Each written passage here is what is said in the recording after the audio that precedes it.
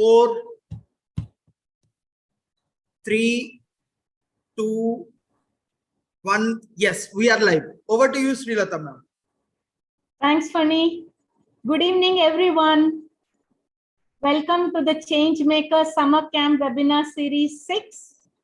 I'm your host, Srilata, professional mediator and happiness architect with 30 years of academic and corporate experience. During our early session today, we learned how solar energy can be used to mitigate the problem of climate change. In the second session of the day, we will look at a futuristic problem-solving scenario where human beings seek out another planet to colonize in the unfortunate situation where Mother Earth becomes inhabitable due to severe climatic conditions. This session will be led by Mr. Bharat AJ.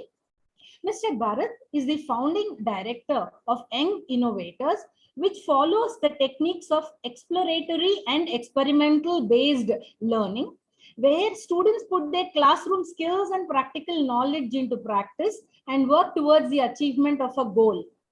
Young Innovators holds a world record of successfully assembling 104 Newtonian reflector telescopes in 1 hour. Mr. Bharat is also a mentor of change associated with Atal Innovation Mission, Niti Aayog, Government of India.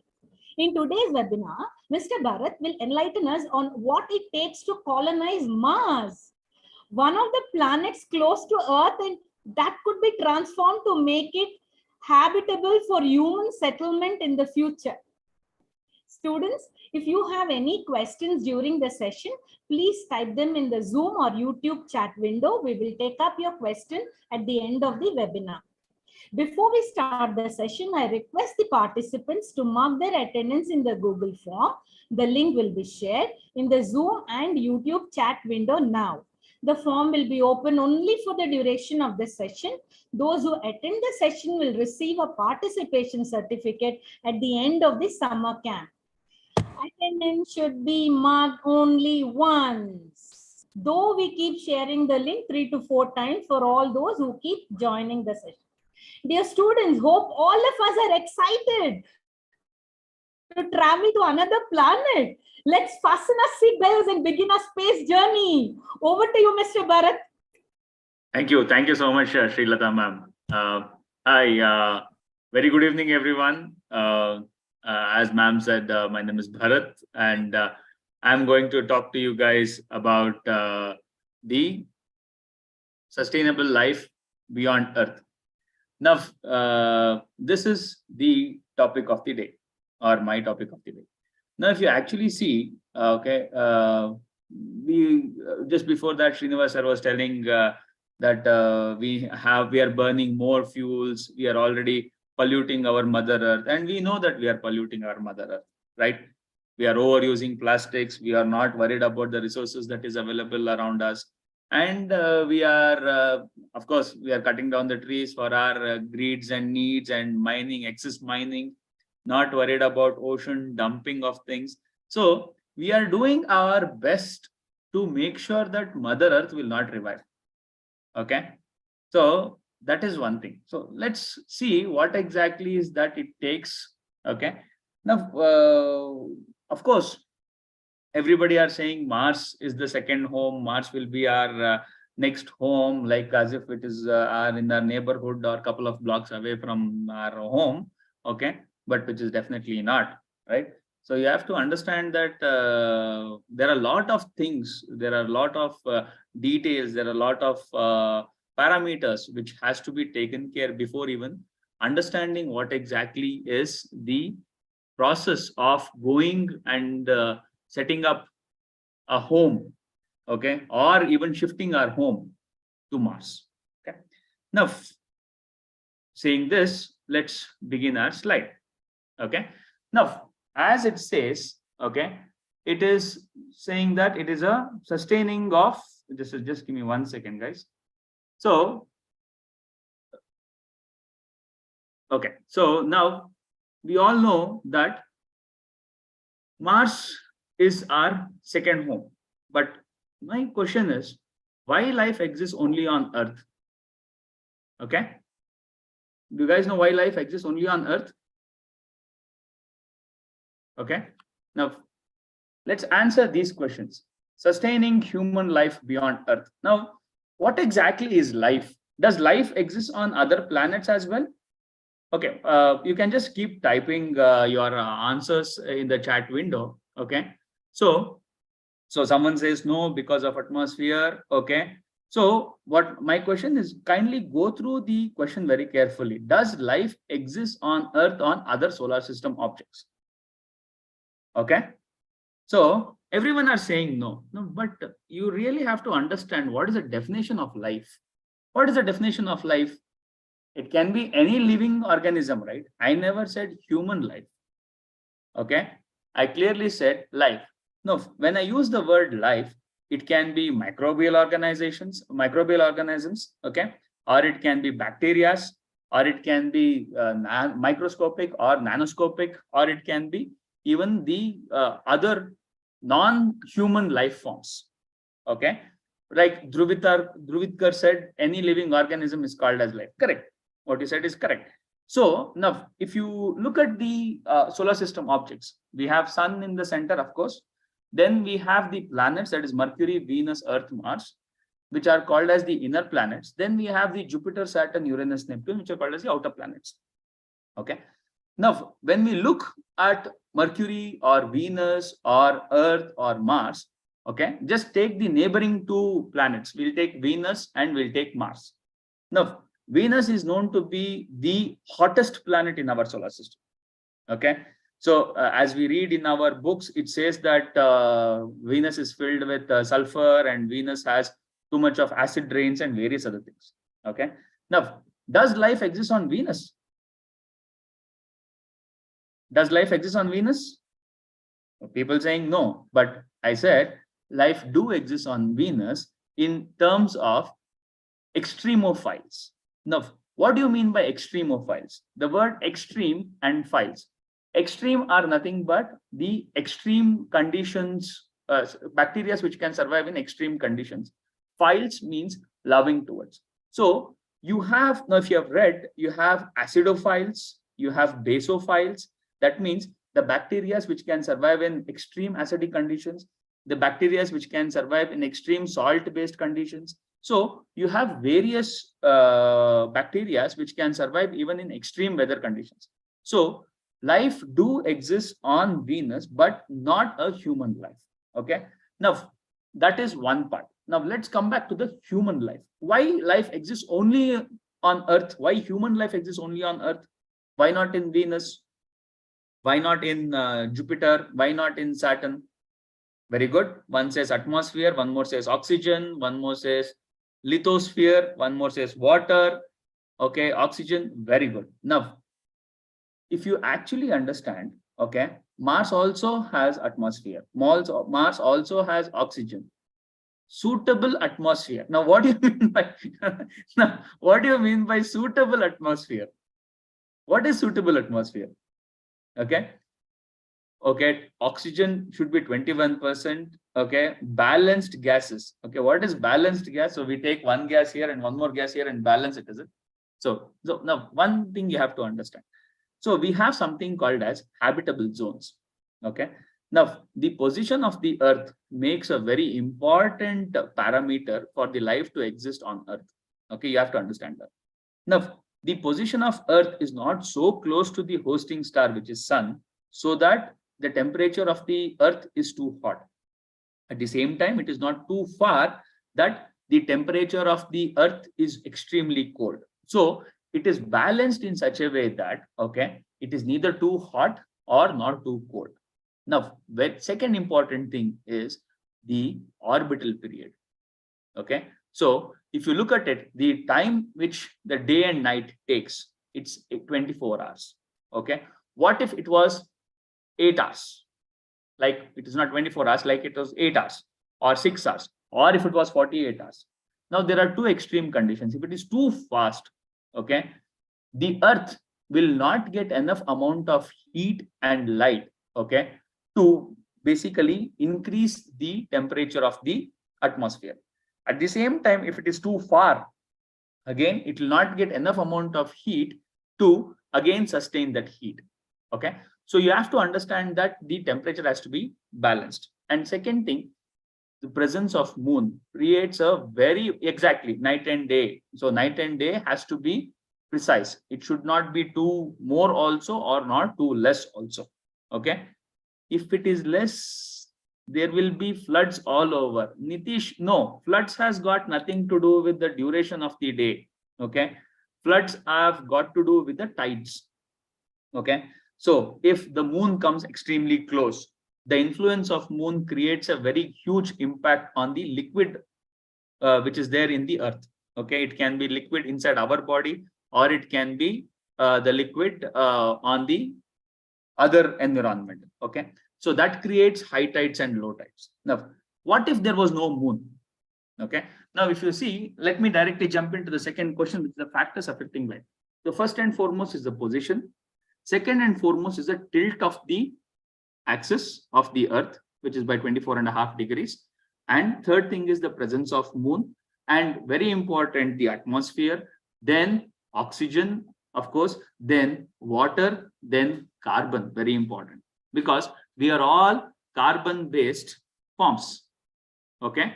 So that is what it is. Now, second thing is, can life, that is human life, survive on other planets? Okay. Now, if I go and survive in Venus, I will probably die within a couple of seconds if I remove without my heat shield. Okay. Of course, we have gone to moon. That is the closest object that we have gone. Okay. Of course, we know that Neil Armstrong was the first person to step, and we had Buzz Aldrin who went, and we had various missions after that as well. But can we survive there? Visiting is different. Surviving is different. Okay. So you can go back and come. So for example, if I have to go visit the Arctics or the Antarctics, probably I can go stay there for a couple of minutes or hours or days, and I can come back. But can I have a living? Can I make my living over there without supplies from the other parts of the country? No, I can't do that. So you have to understand what exactly it takes to have a life existing on the other celestial bodies. Okay. Now, everyone says, let's go to Mars, let's go to Mars, let's go to Mars, right? But can we survive on Mars? Can we survive on Mars? Yes, no, yes, no, no, no. Now, people saying yes. Why do you think we can survive on Mars? Why not on Moon? Because Moon is the closest object to the Earth. Okay. And Moon also has little bit of atmosphere. And since Moon is also under the habitable zone, and yes, oxygen mask, Moon has less gravity. So Mars, does Mars has gravity? Mars has same amount of gravity as that of Earth? No. Moon also has less gravity. Similarly, Mars also has 1/4 less gravity as that of Earth. So why are we more emphasizing more on staying on Mars than on Moon? Exactly. Moon is not a planet. Moon is a satellite. Okay. So once the Earth becomes inhabitable, similarly, Moon is completely dependent on the Earth and various other elements. So oxygen creates a very important role. Seasons creates a very important role. Temperature creates a very important role. So now we go to the next slide. Okay. Okay. Now we have chosen Mars as our home. Now, what are the factors which says Mars is the planet, is our next home? Can we know the answers? Can we know the answers? Why we have chosen Mars as the next planet? Because of the movie Martians. Mars has gravity. Some water is present in the soil, almost the same size of the Earth. No, it is not. How many satellites in the world? Because it is surface. Twin Earth? No. Okay. It is most close to Earth, not really. Okay. It has water. Okay. Good. So now let's understand. Now we are saying that, okay, Mars is very good to understand. and very next we have to go and stay in Mars and everything. But have you, okay, my question is, how does Mars look in the sky? Have you seen Mars? If I take you to the night sky, okay, and if I ask you to pause or point at Mars, how many of you will be able to locate Mars? Someone say it is red. Okay. Now there are many stars which are red in color. Now, how does it look? How does it look in the night sky? Okay. How does Mars look in the night sky? It has iron oxide in the soil. It is a bright star. It is shiny. Now, if you look, it is visible in August to September. So currently, is it not visible? Okay. Yeah, sometimes you can see it in some particular day. Okay. Now, one thing you have to understand, without knowing how exactly it looks, without knowing its position, without knowing its features, whether it is visible or not, it is quite challenging to come to a conclusion, okay, or on other parameters, okay, to check whether it is habitable or whether it is non-habitable, okay. Now, how exactly it looks? My first question. Mars looks like any other bright object in the sky, okay. So currently it is also available in the sky. It looks like a very red, bright star. Now, where exactly is the position of the Mars? Okay. Position of the Mars is in the zodiac band of the sky. Do you know what exactly is zodiac band? Now, can we see Jupiter, sir? No, Jupiter is not visible. Jupiter is actually very close to Sun. Okay. So it's actually hiding behind the Sun.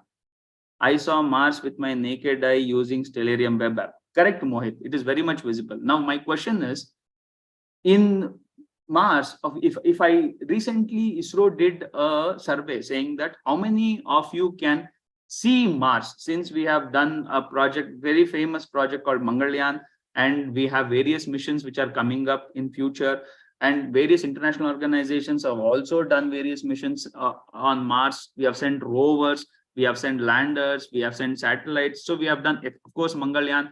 Okay. But how many of you have really seen Mars through the telescope or through the naked eye?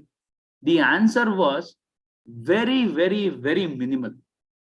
Okay. Because if we go out and look in the night sky, all the objects apart from moon looks almost very similar. It looks like objects. It looks like bright objects. So if you look at Venus, of course, Venus is very bright and shiny, and it is very close to the sun, either in the morning sky or in the evening sky.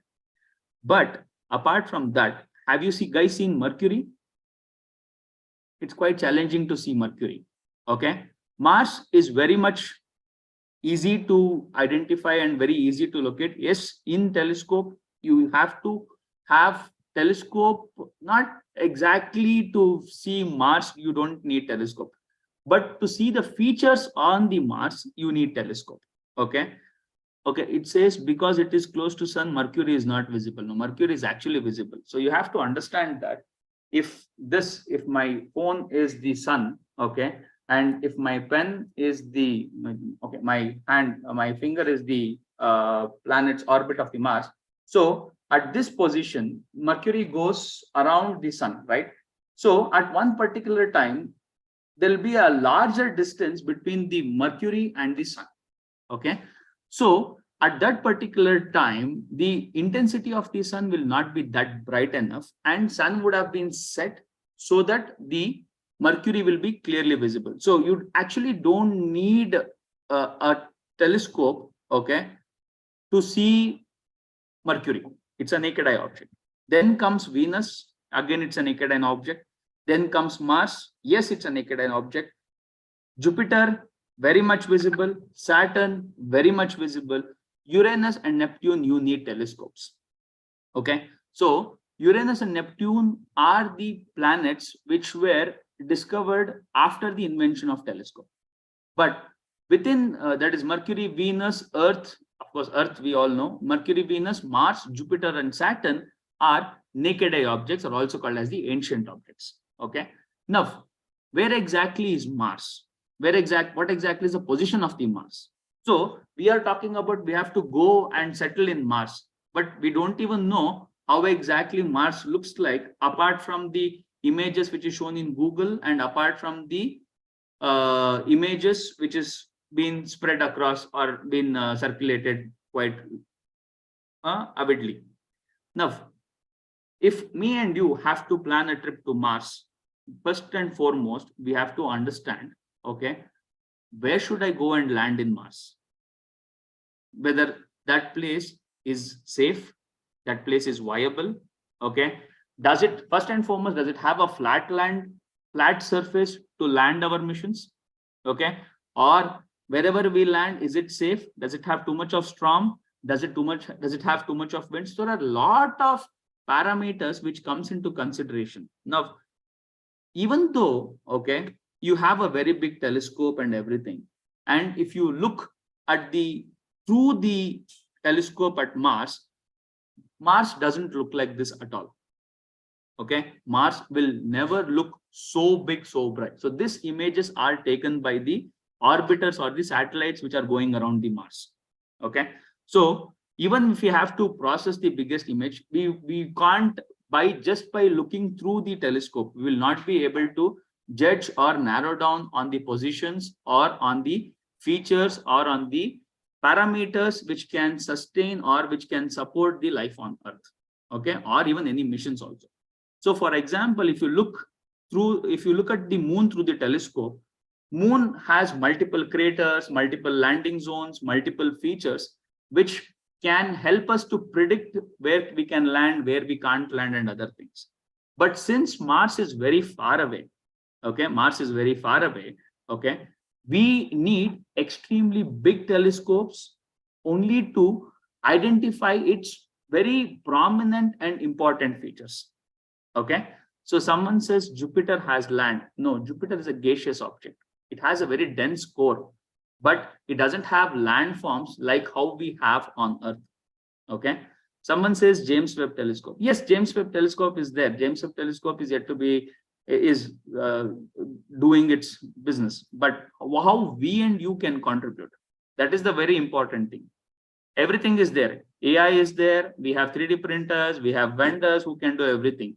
But the reason why we are doing this ATL and we are doing this brainstorming session is for us to understand how we have like a common people can contribute towards the society. Now, to do that, let's do our first activity. Let's build our own telescopes. Okay. Now, to build our own telescopes, okay, we need various things. Okay. So first thing what we need is, can you see this?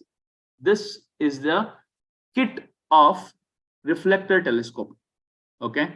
Now we have various different types of telescopes. We have reflectors, we have refractors, we have Cassegrain, we have X-ray telescopes, we have gamma telescopes. So we have various telescopes. So before getting into that, okay, I would like to ask one question to everyone. Who is the inventor of telescope? Can I have the answers? Who is the inventor of the Nikola Tesla, Galileo? Very good, Galileo. Go on. Who is the inventor of telescope? Okay. Galileo, maybe. Okay. Now India is dependent on policy. What's the percentage? Now let's stick to the topic. Okay. Now I'll stop you guys here. Everyone are wrong. Galileo was not the inventor of telescope at all. Telescope was an accidental. Yes, Pragnya. No, I think someone said Hans Lippershey. Correct. Hans Lippershey is the person who invented telescope. Did you guys Google it? Okay, good. So Hans Lippershey was the person who invented telescope. Okay, he was a son of an optician, and telescope was an accidental invention. Okay, so it was not like, okay, let's build a telescope or let's go ahead build a telescope, and it was not exactly happened like that. So earlier days, to build optics or the spectacles or anything, there used to be glass planks and there used to be wooden trays where these glass planks would be kept vertically. Okay, and it goes like this. So nobody has physically seen it or done it. It's just heard over the mouth. It goes like a story. So when Hans Lippershey accidentally saw through the lenses, which was stacked on the tray, the object which was very far appeared very close. Okay. And that's how the invention of telescope, the refractor telescope, came into existence. Okay. And as soon as that was done, it was never introduced to astronomy. Okay. It was only used for navigations, or it was used for surveillance, or it was used for security measures. Then it was Galileo who actually started using telescope. Okay. And the telescope which Galileo used was a refractor. It was not the reflector like the one which I'm going to show you guys. So this is a refractor telescope. Basically, a refractor telescope has two lenses. One is a bicon. There are basically two magnifying lenses of different focal lengths arranged in or kept in a pipe. Okay. Sir, I only invented telescope. Very good. Okay. So I don't want to read the jokes here. Okay. So now this was the refractor telescope which was invented. Okay. So, but later on, it was Newton, okay, who modified the telescope and who came up with next version of the telescope called as reflector telescope. Now, why reflector telescope was invented? Why not refractor telescope was widely used? Because it comes with major disadvantages like chromatic aberrations. Okay. And if you have to magnify, or if you have to enlarge, or if you have to see more details of the image, the length of the telescope became extremely long. So resulting in abrupting the view of the object. Okay. And since it became long, it started to bend. Okay. It started to bend. And then what they did, they started building permanent structures. So it was very difficult to move the entire telescope. Okay. So then it was Newton who came up with a different principle called as reflector based telescope. So the telescope which I'm going to talk through is going to be a Newtonian reflector telescope. Now, these reflector telescopes will have a primary mirror. Now you see here, okay, on the slide. So this is the primary mirror. Okay. Now this primary mirror is not flat like your dressing mirrors. It's a concave or a parabolized mirror. Okay. Now this mirror usually will be kept at the base of the telescope or base of the tube. Okay, where the entire housing of the mirror sits.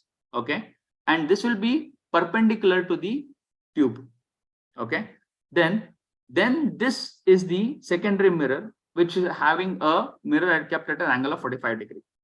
Now, if you look at this mirror will actually pointing all the light and converging at one particular point, and it is going through.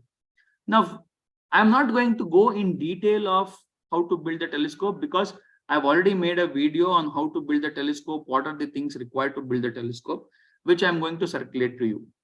But my question is, can a reflector telescope, okay, no matter if it is 5-inch, 6-inch, 10-inch, 12-inch, or 22 inches or whatever, can give images of Mars like this? No. Okay. Even the world's biggest, yes, correct. You guys are correct. So even the world's biggest telescope, okay.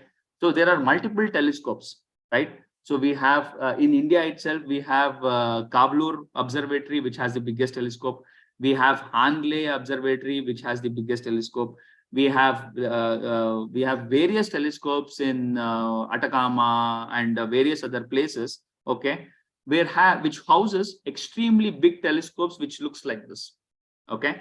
Now this, even through these telescopes, we will not be, what is the name of this kit? Okay, it's a telescope making kit. Okay, okay. Now, let me quickly explain you. So this is the tube where the telescope is. These are the two stands. It's called as the Dobsonian mount. Okay, this is where your eyepiece sits. Okay, this is the secondary mirror which connects or bends the light coming from the primary mirror. So here you start attaching various eyepieces and see through the telescope. So I'm not going to no, don't worry about the assembling of telescope. I'm going to send you a link. It's a detailed video. It's almost about 20 to 30 minutes of video on how to assemble the telescope. But now my condition is, how big should be the telescope, okay, on the Earth for us to see the Mars in this detail? Okay. So no matter how big the telescope is, we will not, there is something called as resolving power of the telescope, which makes it very impossible for us to get so much details, okay, about the object that we are seeing. Now, understanding this, okay, understanding this and understanding what exactly are the type of telescopes that we have, okay, still it becomes quite challenging for us to map the complete Mars topography. Okay. Now, before going to locate Mars, okay, we have to understand why we have chosen Mars. Okay. What is the reason behind choosing Mars? The reason behind choosing Mars is Mars, like how Earth has tilt. Okay. Sir, which telescope is this? This is a reflector telescope. Now, Mars also has a tilt. Okay. Very good. Like the Earth has tilt. And the duration of the day, okay, it's almost 24 hours, and approximately on Mars also it is 24 hours. And very importantly, the seasons, like how Earth has seasons, because of the tilt and because of the distance and because of the relatively thin atmosphere, even Mars also exhibits, okay, seasons, but the seasons are relatively longer, like how Earth has, like how Earth has seasons for a limited duration. Because of the orbital period, seasons will be for a longer time. And like how your the answers are coming up, okay. Moon also, Mars also has two moons, Phobos and Deimos, okay, which helps the moon not to spin too fast but reduce, okay, the speed of the rotation, helping it to cool down and warm up at the same time. Got it? Now, secondly, what happens is, after we have identified everything, first and very important thing is, does it has water? Does Mars has water?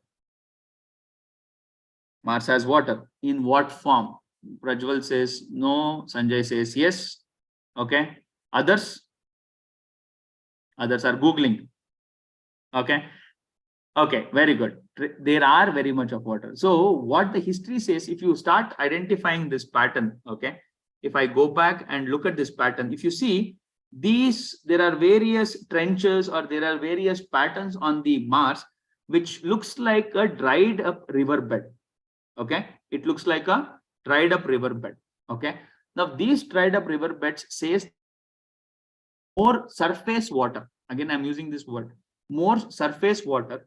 But over a period of time, the surface water started disappearing, okay? Or it said it moved underground or it vaporized. There can be various other factors, okay? So we have to understand that what exactly happened to it. But can we have the access of water in the other forms? No, there are polar ice caps as well. Now, can we directly melt the water and use that water, melt that ice and use it to drink? Is it possible? So why? On Earth, we use ice cubes, right? We just melt the ice cubes and drink the water. So why can't we do the same thing on Mars? Impurities, okay, we will take a filtering system. Acid, how can a larger amount? Okay, we will harmful chemicals because it takes too long. Okay, no. Have you guys heard about a type of an ice called as carbonated ice? Have you guys heard about carbonated ice? Yes. So the ice on the polar thing, okay, of Mars is nothing but the carbonated ice. It is not the direct ice which we see in our refrigerators, where if we froze the water, the liquid becomes solid, okay, and it is edible as well. But unlike that, the ice which is visible on the Mars is not edible at all. So you have to treat it, you have to make sure it is edible, then you have to start using it. Okay, so there is a whole lot of process which actually goes in understanding about Mars. So just because directly like that, so very simple. If I take you out in the night sky and give you a very big telescope and ask you to point at Mars, okay, will you guys be able to do that? You should know, we should first know where Mars is, right? So for that, we have to understand the astronomy. You have to understand various process of astronomy. Okay, Phobos collided with Mars in future. No, it depends on various parameters. Okay, so there is centripetal force and there is centrifugal force also. Okay, sir, people say Mars had life and now it's extinct. It is very true. No, it is more suitable to say Venus had life. Okay, because if you look at the forms, if you look at the way we are polluting our Earth, okay, and we are making more carbon. We are more we are adding more carbon dioxide and greenhouse effect. Similarly, Venus has extreme high amount of greenhouse effect. Okay, it is filled with greenhouse. It is greenhouse gas. So which makes the Venus atmosphere extremely dense and the clouds are extremely dense. Venus is the future look of the Earth. Very true. Okay, so that's how probably if we continue the way we are exploiting our Earth, probably Earth will also end up like a Venus with dense atmosphere, with harsh environments, with harsh gases. Okay, so to understand all these things, we have to know, okay, few things about astronomy. How many planets are there? What exactly is habitable zone? What exactly is the orbital period? What exactly is moon? How exactly moon influences Earth? Okay, what happens? Does now you guys said Phobos and Deimos will collide, or does Phobos and Deimos coincide, go fall on the Mars? So there are various things which we have to understand, learn, and emphasize.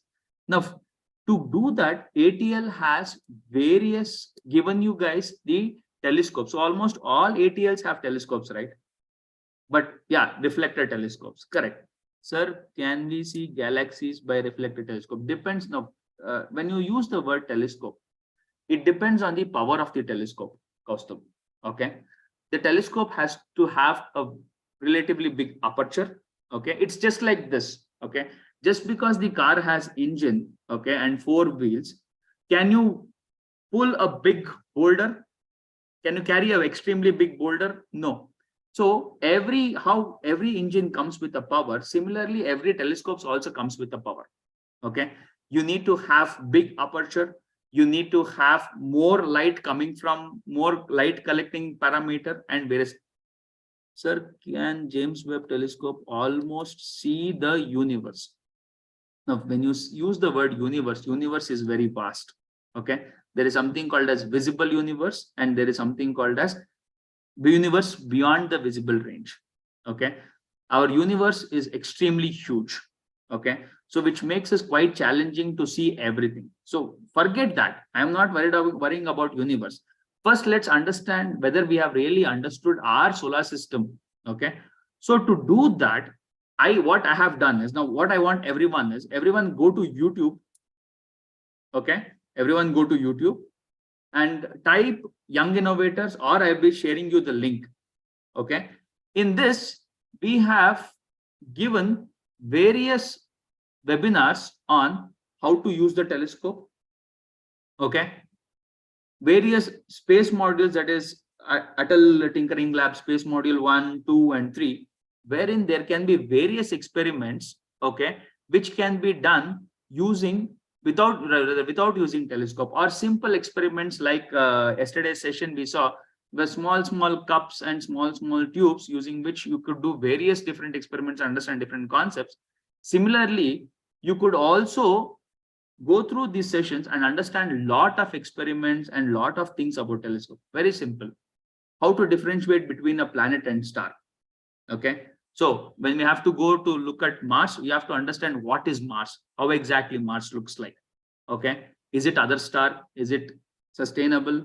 Okay. Does it have orbit and various other things? Can you tell me the name of the playlist?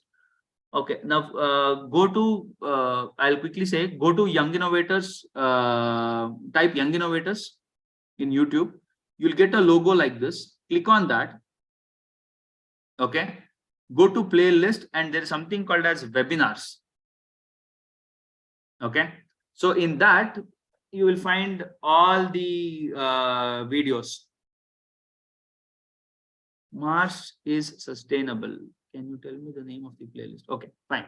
So that is how it is. Okay. So when you go through this videos, okay, you will understand a whole lot of things about this. Now, after understanding this, next comes is the other important things, which is the mission to Mars. Now, when we are using the word mission to Mars, it's not like going to our neighborhood and coming back.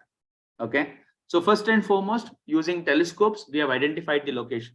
Now, we can't completely analyze and understand the complete features of the Mars. So what we did is we followed these steps. First and foremost, what we did, we sent a flyby mission. Now, what is a flyby mission?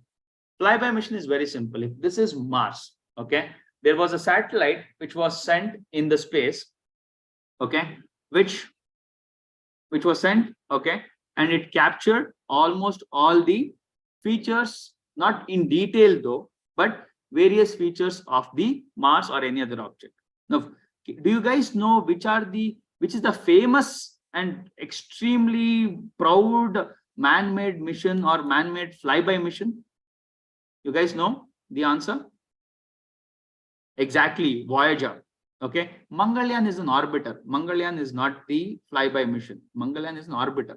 So Voyager is the right answer. Voyager 1 and Voyager 2. Now, what Voyager 1 and Voyager 2 did was, it went to almost every planet in our solar system, and it was a flyby mission. So it didn't orbit the object and took various photographs, but as it was passing by, it captured the features, what and all it could do, and it passed from one planet to the other planet. Then, and now it is beyond our Pluto's orbit and it is gone beyond our solar system.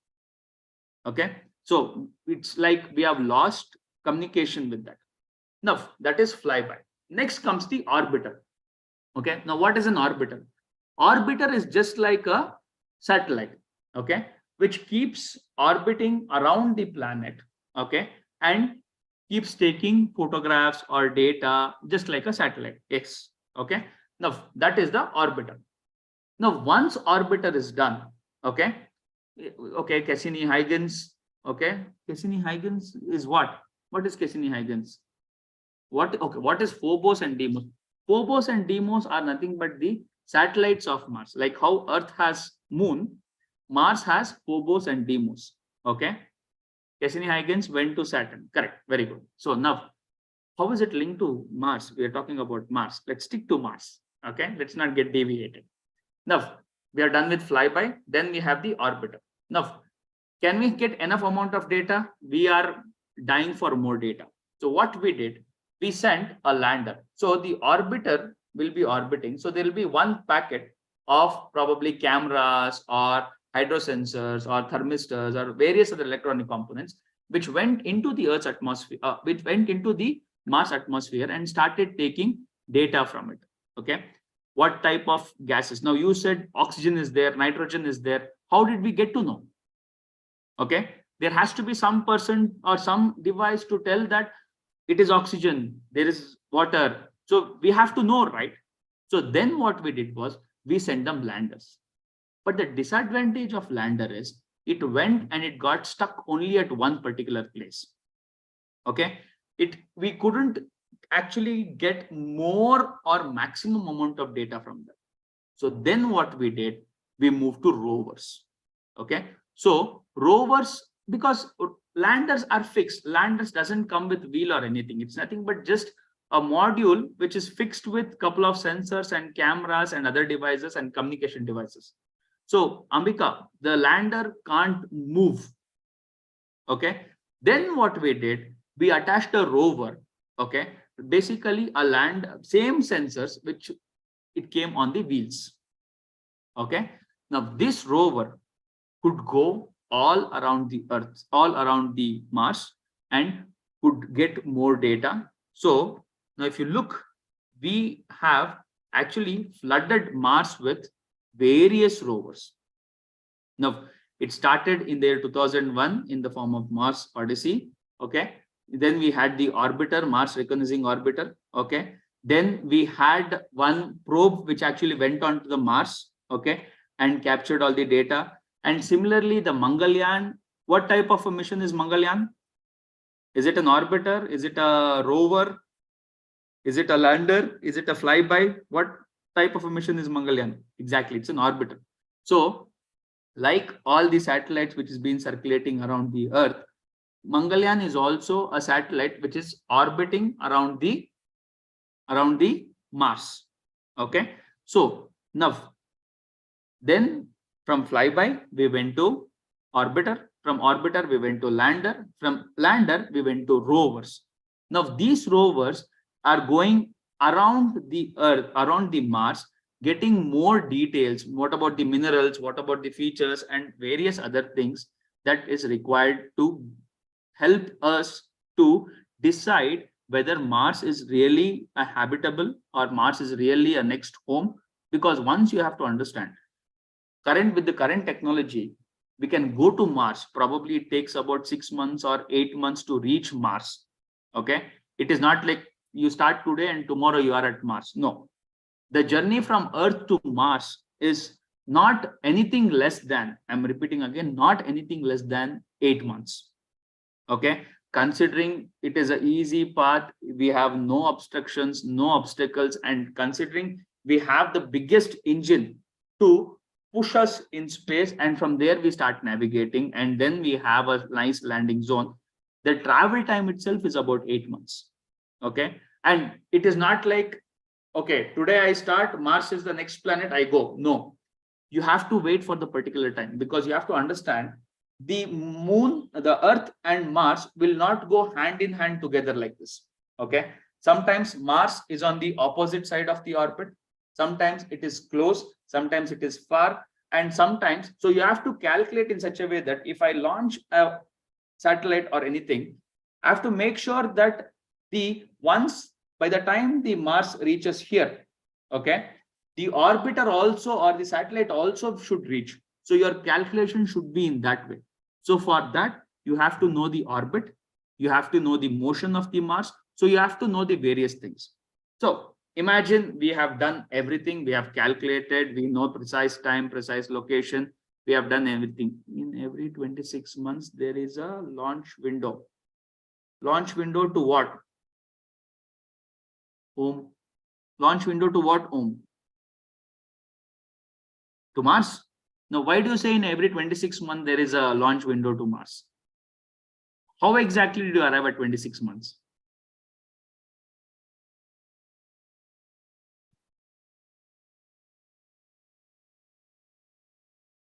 Can I have the answer? Time, both are, as at that time both are closest. Now, so 26th month, can we launch and it will go reach, or we have to do it before? And what speed should the satellite go to reach there? And at the same time, what speed that the satellite should go that it will not disintegrate? So there are, of course you are right, so there are various other things also which matters. Now, considering that we have done all that, okay, and then we have gone to Mars and we have settled. Now, other things comes into consideration. Okay, as soon as we go, how do we, where is the house? Is there a house built? What about the basic amenities, that the food, okay, water and other things? Can we go around? Of course, we can use rover and other things to go around. Okay, and then what exactly is the means of communication that we'll be using? Now, the first answer to that, shelter. Okay, can we build home directly? Can we take the home and keep it there? No, we can't do that. Shelters, caves. Are there caves in Mars? Someone said caves. Very good. That can be a natural. Okay. Now, Mohit says yes. So where are the caves? Mohit. Anvi also says there are caves. So where is the cave? Whether it's in northern hemisphere, southern hemisphere, which location of Mars do we have caves? Can I have the answer? Everyone is saying yes, but dust on the Mars is a problematic, isn't it? I'm okay, fine. Let's take a shield. Let's build proper thing. I guess everywhere. Okay. Now you have to understand, to do that, you have to take exact data. Northern maybe, southern maybe, equator maybe. Okay. So with the word maybe, we will not be able to do that. So to help you out to do that, I have an activity which is also kind of mentored by NASA, which I'm going to announce you at the end of this talk, okay, which will help you to understand the phases or the patterns or the features of the Mars even more better. Now, first thing and foremost thing is shelter. Now, you guys have the 3D printers at your ATL missions, right? Yes. So can we first send a printer, okay, relatively very huge printer? So we can't send the entire printer at once. So like how International Space Station was built over multiple years, okay. So what we do is we have to plan multiple sessions of transport and send a extremely huge printer, okay, then assemble it on Mars and start printing homes. Can we do that? Now, if that is an answer, yes. Okay, then my question is, what was ISS launched? Yes, ISS, International Space Station, was launched in multiple intervals. Now, for example, I have this PSLV model with me. Now, can you see this PSLV model? Now, this is a rocket, okay? This is the booster and everything. Now, only here is where, you see this entire portion is where we can carry the instruments. Now, with this limited space, what we did was, we made multiple flying sessions, okay, to the, yeah, thank you, ma'am. We have 8 more minutes. Okay, thank you so much. So we made multiple flying missions, okay. And first we took the main module, then we took the solar panel, then we take the communication module, then we took the shelter module, then we took the Draco module. So then we started assembling the entire space station now, which is almost 2.5 to 3 times the football size field. Okay, so like that, we have to have multiple launches to the Mars to get what? To build the 3D printer. Okay, now do we have enough materials to start printing the home? So we have to check that as well. Then once we are done that, so this is your first challenge. Your first challenge is, can we build a sustainable home? Okay, now you can use your 3D printer, which is in your Atal labs, okay, and come out with a proper design. Now, all the ATL talks which happened before, and Kiran Kumar sir, Deepesh sir, and the other mentors are telling about building up skills and everything. Now, what I'm saying is, use all the skills. Now, okay, use your designing skills, use your communication skills, use your electronic skills, and using all this, can you build, okay, a sustainable home on Mars? Can you remotely control a 3D printer? Okay, can you, we have rover model in our school. Very good. Now I'll go there, I'll come there also. First, let's build a home. Okay, now can we remotely control, or what it takes to remotely control a 3D printer? Might be. Let's figure it out. Okay, people saying yes, might be. Now let's figure it out. Now that is one thing. Second, once we have this challenge done, let's build a rover. Now these are students from Manipal University who actually participated in the Mars rover challenge, and along with them there are multiple also participating in the same team. Now, can we, what type of machines can we use? What should be the size? signals. Yes. See whether you can have a communication module built. Okay. We can make AI to control it, but who is going to control AI in Mars? Okay. We can also try to NASA human. Yes, this was the NASA human rover challenge. Yeah. So there is a lot of things which we and you can do apart from participating this, and those things are, okay. Now look at this.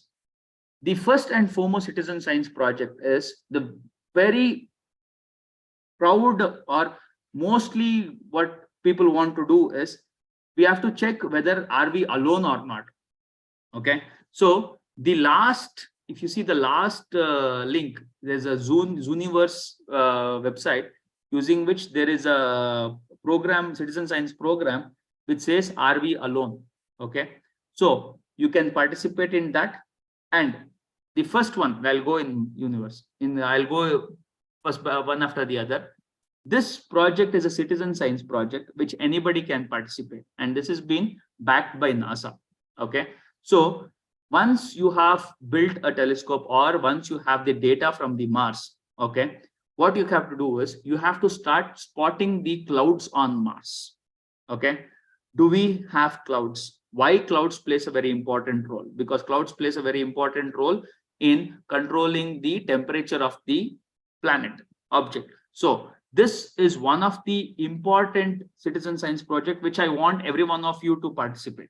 If you don't want to participate, just go and read.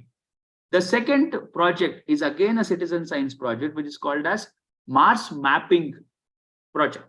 Okay, which I want you guys to go look at it and check. Okay, now you can categorize. This could be a landing site. This could not be a landing site. Okay, or this can be a place where it is very not too hot, not too cold. So we start classifying and categorizing the surface features of the Mars. So like this, we have various citizen science projects which you guys can participate and be involved. Not only building, it could be like building rovers and other things, which is a project which I am giving you guys. Okay, so the project will be like how to remotely control a 3D printer. Okay, as simple as that. I want you guys to see whether 3D printer can be remotely controlled. Okay, and if it can be remotely controlled, how far or what could be the distance? Okay, can things be built remotely? Can it be used in the real case scenario? Okay, figure out that. If that could be possible, then yes, we can send a 3D printer in stages to Mars. Okay, and build our own home. You could be one of the innovator to do that, right? So my topic or my session was not about what is there or what it is. Now my entire topic is how you guys can contribute.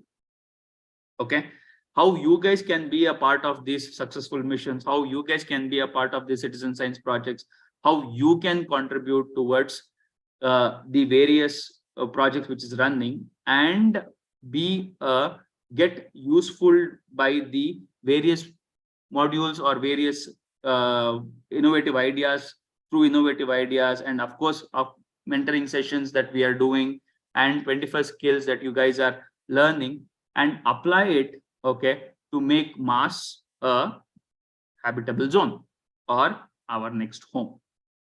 Got it? So let's not go till there, okay, but let's first safeguard our Earth, okay, and make sure that Earth is a viable place for us to live. And then if that is not the final case, let's see how to make Mars a habitable zone. Got it? So saying this, I thank every one of you for being a part of this session. Now I'm opening the floor to Srilata ma'am. Thank you. Thank you, Mr. Bharat, for such a thought-provoking session on sustaining human life beyond Earth. I'm sure the students and teachers in the audience have experienced the journey into future scenarios, possibilities, and opportunities from this webinar. Thank you. Bharat, after your visual imaginary session, I would wish to immediately board a spaceship and travel to Mars. Students, I'm sure you are also wishing the same, right? Okay. Yeah. Dear students, there is a quiz. Oh, all of them are writing yep, SS and all that. So you're the best astronomy session. Excellent, Bharat. Very happy. Thank you. Thank you so much. And, Thank you so much. students, you will have to answer the quiz, okay, on Google Sheet, and it will be posted quite soon. Yeah, already posted, and you need to answer it. Okay, I just have two questions, Bharat. Which Yes, is ma'am. the best month in a year to travel to Mars? Okay. Now, that's a very good question. Okay. Now, unlike our geographical location, the distance between one, for example, if I have to travel to Delhi or if I have to travel to America or anything, so these distances are fixed because it is bound by our within the same atmosphere, or it is bound within the Earth. Okay. Unlike this, okay, the distance between Earth and Mars is not uniform always. Okay. Probably over a larger period of time, it becomes closer and becomes farther. Like it was explained earlier, okay, once in every 26 months, okay, it comes closer. So we have to plan our schedule before that 26th month. So it's a very small window. Whenever So, I plan, I'll take your advice and then go. I think now everyone can give you Yeah. advice on how to plan, ma'am. Yeah. But my second question is, can we return back from Mars, or is it only one-way ride, Bharat? Okay, now the thing is with the current available scenarios, okay, because we have to understand that how we have a rocket launch, okay, and we need fuel to go into the space and then travel to the Mars all the way to distance. We have to calculate the same reverse process also.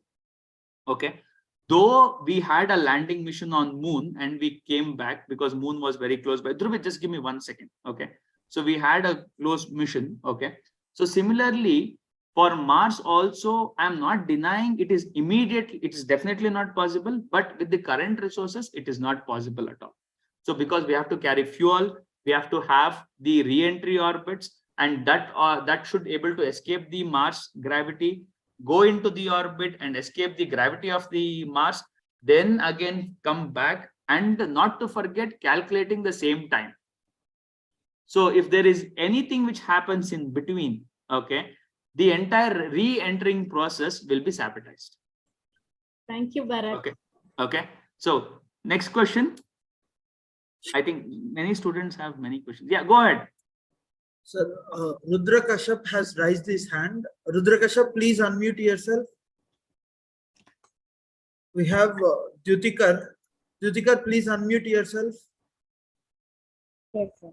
So like in the quiz, it's given that minimum size. Okay. So like the minimum size, which means like in The aperture, the size of the aperture. So I'm talking about reflector telescope. Okay. And the size of the aperture is what I'm talking. I'm not talking about the length of the telescope. I'm only talking about the aperture size. Okay.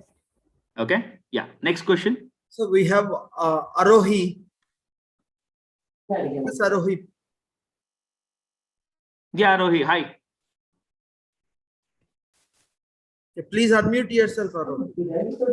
Yes, sir. Sir, the minimum size, what is the inch of the size? I didn't. Like I said, okay. Now what I'll do is, once this thing is over, I'm going to send a video on how to understand the telescopes. Okay.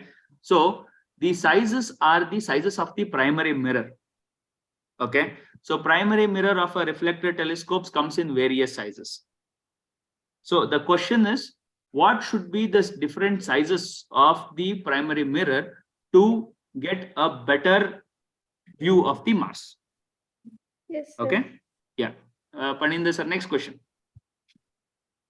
Yes, sir. We have Nantika Sri. Nantika Sri, please unmute yourself. Good evening, sir. Very good evening. Sir, my question is that only do humans or any living organisms live in only Earth? No, we have various microorganisms which are living on Earth. No, Nantika Shri. We have birds, we have animals. Apart from humans, there are many various other lives. No, Was sir, that your answer? no, sir.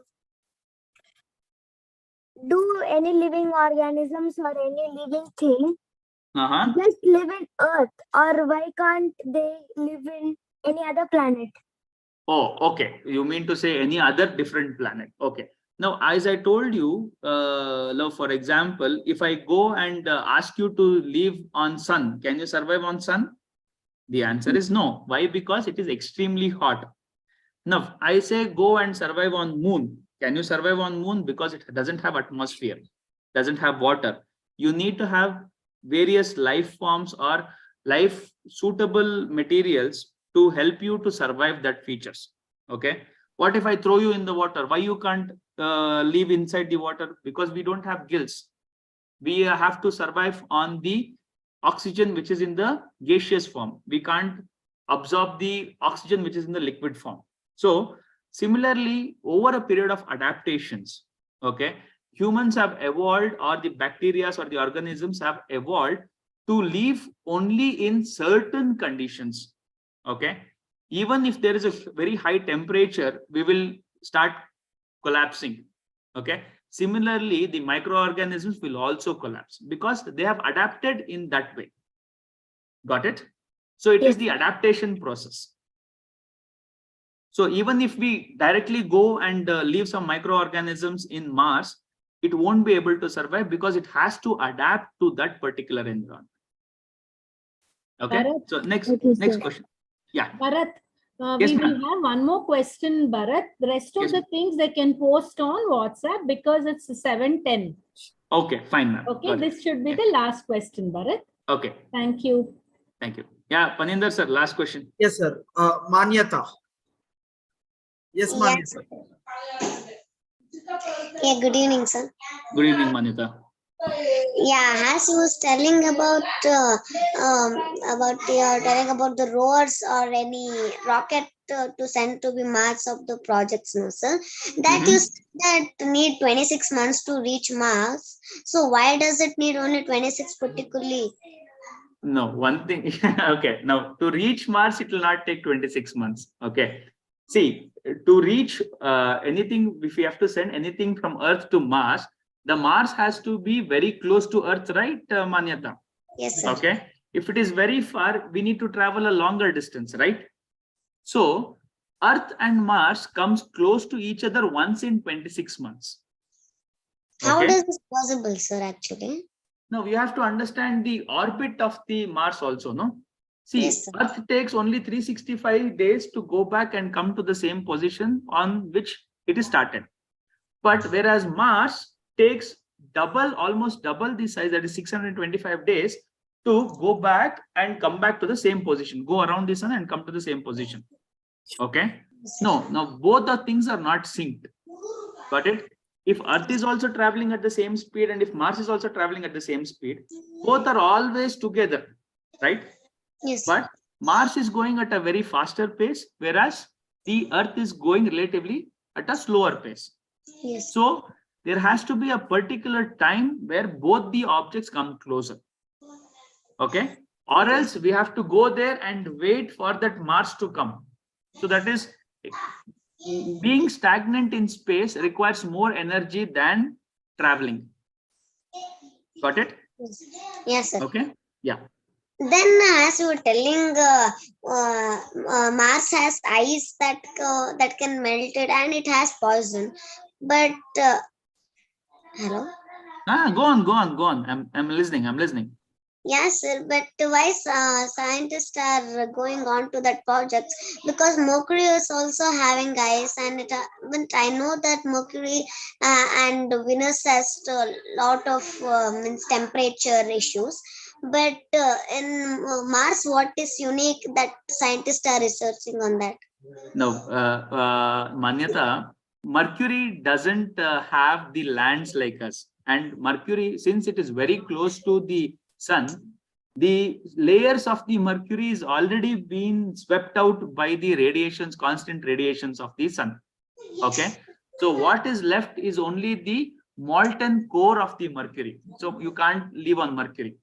So in the side which is facing the sun has extreme high temperature, and the side which is facing away from the sun, it is extremely cold temperature. And temperature is extreme in Mercury. So Mercury is gone. Then comes Venus. I already told you, the Mercury's Venus atmospheric temperature itself is very high. And it is highest in the entire solar system. Okay, because of greenhouse gases. So can we survive in extreme hot condition? No, sir. No. Now next thing is, next closest object is what? I think Mars. Sir. Mars. So you have the answer, right, Manyata? Yes, sir. Thank you. Very good, Manyata. Yes, I think I'll hand it over Manyata? to Srilata ma'am. Manyata, thank you, Manyata. Thank you, Bharat sir. Thank you, ma'am. Thank you so much. Thank Okay. you all. Sorry. Thank you all students. See you all tomorrow again with new sessions. Yes, Bharat? Yeah. So everyone, I will be posting certain videos on the group on how to build telescopes and all the experiments. Kindly go through that and it will be a part of your project. Okay. Yeah. Thank you so much. Thank you so much, everyone. Thank you so much, the entire team which is working, making sure everything is going very smooth and easy. Thank you once again. Thank you, Bharat. Thank you, Funny. Thank you all students.